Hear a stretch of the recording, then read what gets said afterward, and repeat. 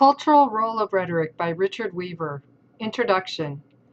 I am struggling along with a book manuscript long in arrears. Perhaps I should mention that one chapter of this book is entitled The Cultural Role of Rhetoric. In this, I try to prove the proposition that in the social realm, dialectic unaided by rhetoric is subversive.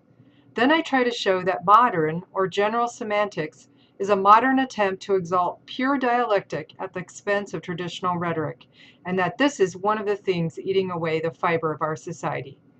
Richard M. Weaver to Ralph T. Eubanks, September 2nd, 1959. Speech, Weaver argued in Ideas Have Consequences, is the vehicle of order. He later developed this premise as the major thesis of the cultural role of rhetoric. In his view, rhetoric is the vital force in the maintenance of the internal order of spirit and the external order of society. In the explication of this view, Weaver associated rhetoric with memory and with sentiment. Rhetoric, he insists, deals with questions that arise out of history. It is rhetoric, therefore, which speaks to man in his whole being and out of his whole past, and with reference to values which only a human being can intuit. Here, then, is a cardinal tenet of Richard Weaver's credo. Rhetoric conceived as the most humanistic of all the disciplines. Thus it was that he assigned to rhetoric a special role in resolving the cultural crisis of our time. In Weaver's restored man, dialectic and rhetoric would go hand in hand, as the regime of human faculties intended they should. The Cultural Role of Rhetoric by Richard Weaver. One of the most alarming results of the disparagement of memory is the tide of prejudice which is currently running against rhetoric. Everyone is aware that the old-style orator is no more, and even those speeches which suggest traditional oratory arouse skepticism and suspicion. The discourse that is favored today is without feeling and resonance, so that it is no exaggeration to say that eloquence itself has fallen into disfavor. Moments of great crisis do indeed encourage people to listen for a while to a Churchill or a MacArthur, and this is a proof of the indispensability of rhetoric when men feel that great things are at stake. But today, when danger is past, they lapse again into their dislike of the rhetorical mode, labeling all discourse which has discernible emotional appeal propaganda. Rhetoric is involved along with memory in this trend because rhetoric depends upon history. All questions that are susceptible to rhetorical treatment arise out of history. And it is to history that the rhetorician turns for his means of persuasion. Now simultaneous with the loss of historical consciousness, there emerges a conviction that man should dispense with persuasive speech and limit himself to mere communication. Viewed in the long perspective, this must be considered a phase of the perennial issue between rhetoric and dialectic.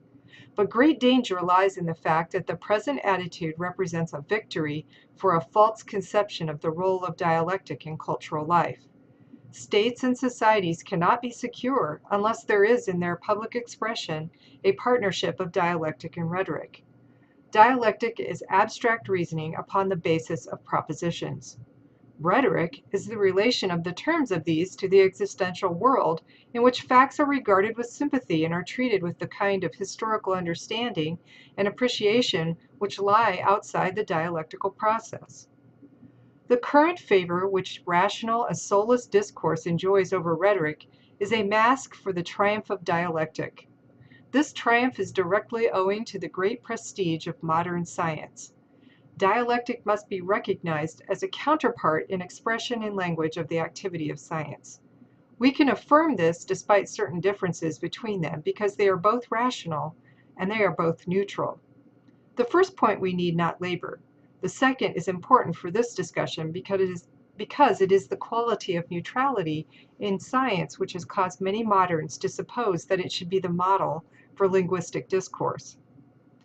We hear it regularly asserted that the investigations and conclusions of science are not made to serve ad hoc causes. It is usually granted that the scientist is indifferent to the potencies which he makes available. His work is unfinished when he can say, "Here are these potencies." He is a solver of intellectual problems, as is evidenced by his reliance upon number. Now, in a fashion similar to make the resemblance consequential, the dialectician is neutral toward the bearing of his reasoning upon actuality. The dialectician says, if you assume these propositions, you must face these implications, and so forth. His work is with logical inference, not historical discovery. If we define dialectic in its pure form, we are compelled to say that it is indifferent to truth, or at least that its truth is something contained in its own operation. Professor Mortimer Adler has pointed out that truth, when it is taken to mean an extrinsic relation of thinking to entities beyond the process of thought, cannot be achieved by dialectical thinking. What is said here assumes the possibility of a pure dialectician, and it may be doubted because of the nature of things that such a person could exist.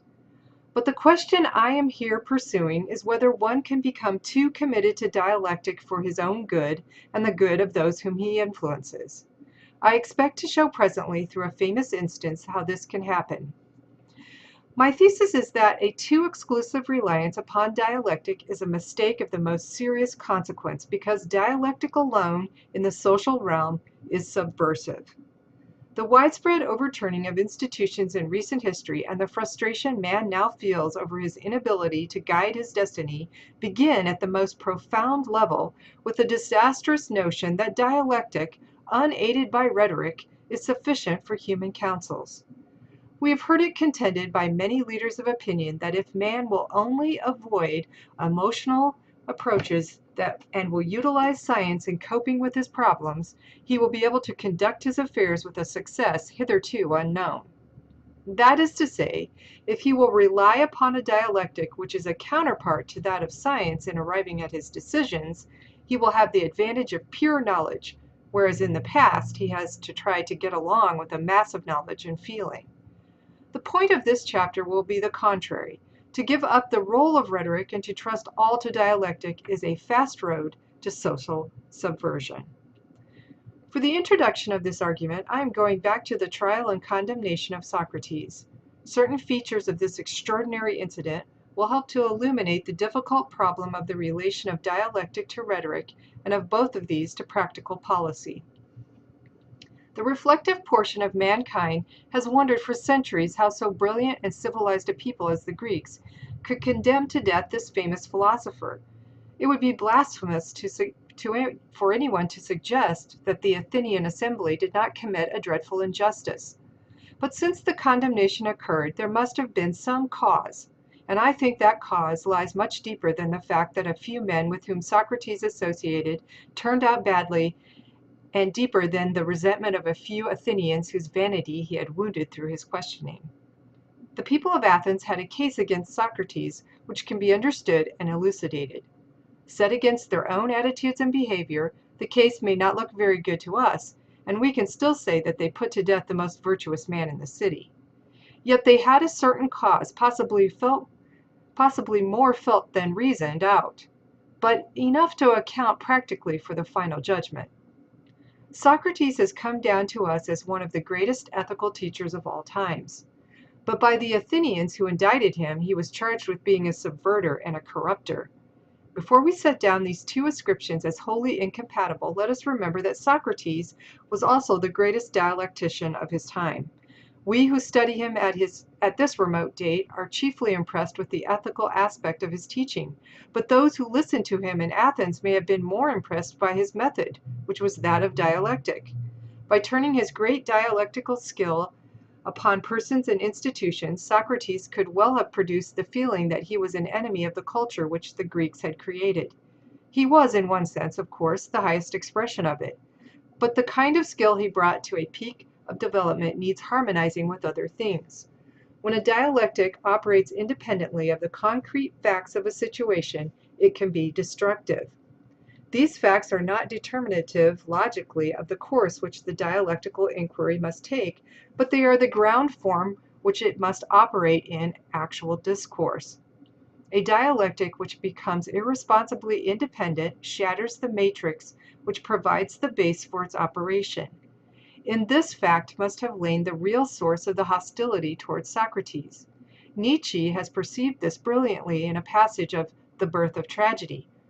Quote, "From this point onward, Socrates conceives it his duty to correct existence, and with an air of irreverence and superiority, as the precursor of an altogether different culture, art, and morality, he enters single-handedly into a world to touch whose very hem would give us the greatest happiness." End quote. We must remember that Socrates begins the apology by telling his auditors that they are not going to hear a clever speaker. That is to say, they are not going to hear an orator of the kind they are accustomed to. If Socrates is a good speaker, it is not in the style of his accusers. They have said nothing that is true. He proposes to speak only the truth.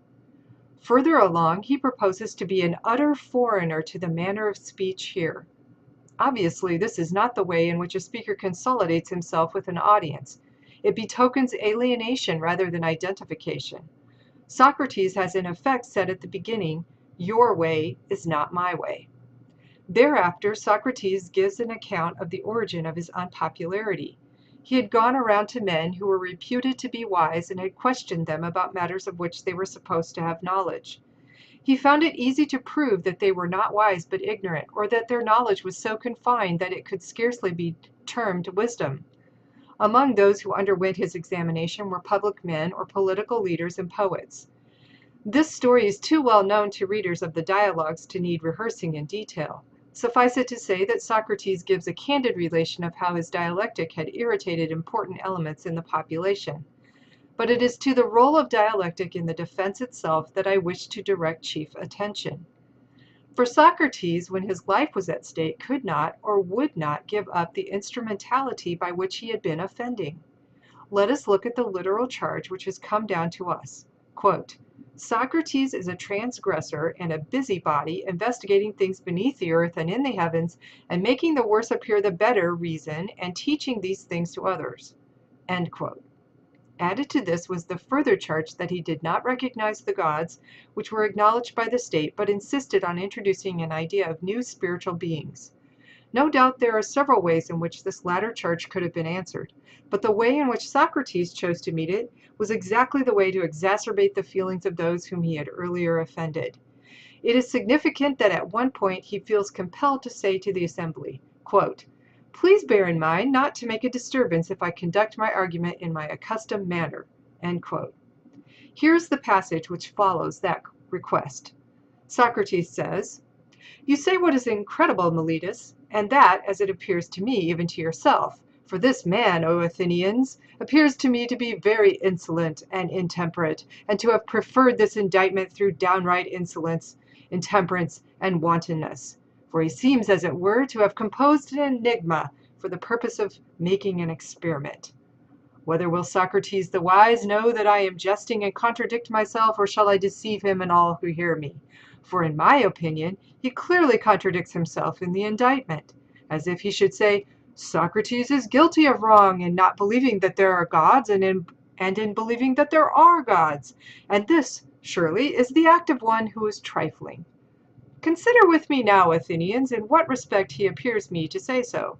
And do you, Meletus, answer me?